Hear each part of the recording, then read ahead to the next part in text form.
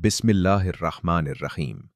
और याद करो जब तुम्हारे रब ने फरिश्तों से कहा कि मैं जमीन में एक खलीफा बनाने वाला हूं। उन्होंने कहा, क्या तू इसमें ऐसे को बनाएगा जो फसाद करे और खून बहाए, जबकि हम तेरी हम्द के साथ तस्बीह करते और तेरी पाकी बयान करते हैं। अल्लाह ने फरमाया, मैं वो जानता हूं जो तुम नहीं जानते। और अल्लाह ने आदम को तमाम चीजों के नाम सिखा दिए, फिर उन्हें फरिश्तों के सामने पेश किया और फरमाया, अगर तुम सच्चे हो तो उनके नाम बताओ। उन्होंने कहा, तू पाक है, हमें कुछ इल्म नहीं मगर जो तूने हमें सिखाया, बेशक तू ही इल्म वाला हिकमत वाला है। अल्लाह ने फरमाया, ए आदम, उनको इन चीजों के नाम बताओ। फिर जब आदम ने बता दिए तो फरमाया, क्या मैंने तुमसे नहीं कहा था कि मैं आसमानों और जमीन की छुपी बातें जानता हूं। और जब हमने फरिश्तों से कहा कि आदम को सजदा करो तो सब ने सजदा किया सवाए इब्लीस के। उसने इनकार किया और तकब्बुर किया और वो काफिरों में हो गया। और हमने कहा, ए आदम, तुम और तुम्हारी बीवी जन्नत में रहो और जहां से चाहो खाओ, मगर उस दरख्त के करीब न जाना वरना जालिम हो जाओगे।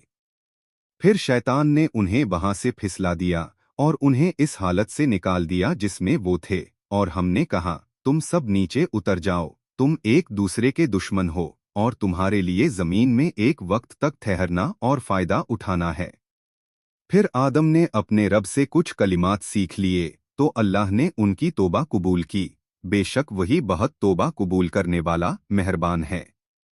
हमने कहा, तुम सब यहाँ से उतर जाओ। फिर जब मेरी तरफ से हिदायत आए तो जो मेरी हिदायत की पैरवी करेंगे उन पर न कोई खौफ होगा और न वो गमगीन होंगे। और जो लोग कुफ्र करेंगे और हमारी आयात को झुटलाएंगे वो जहन्नम वाले हैं और वो उसमें हमेशा रहेंगे। ये रुको इंसान की तख्लीक और उसके मकाम को बयान करता है। अल्लाह ताला ने फरिश्तों को बताया कि वो जमीन पर एक खलीफा बनाने वाला है। फरिश्तों ने सवाल किया, क्योंकि वो फसाद और खूनरेजी को जानते थे, मगर अल्लाह ने फरमाया कि वो ज्यादा जानता है। फिर अल्लाह ने हजरत आदम अलैहिस्सलाम को इल्म अता किया, जो इंसान की सबसे बड़ी फजीलत है। फरिश्ते इस इल्म के सामने आजिज हो गए। उसके बाद अल्लाह ने हुक्म दिया कि सब फरिश्ते आदम अलैहिस्सलाम को सजदा करें। सब ने इताअत की, मगर इब्लीस ने तकब्बुर किया और नाफरमान बन गया। यही तकब्बुर उसकी गुमराही की वजह बना। फिर आदम अलैहिस्सलाम और हव्वा को जन्नत में रखा गया, मगर एक दरख्त से मना किया गया। शैतान ने उन्हें बहकाया, जिसके नतीजे में उन्हें जमीन पर भेज दिया गया।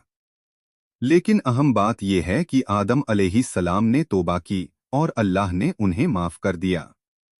ये हमें सिखाता है कि गलती हो जाए तो तौबा का दरवाज़ा हमेशा खुला है।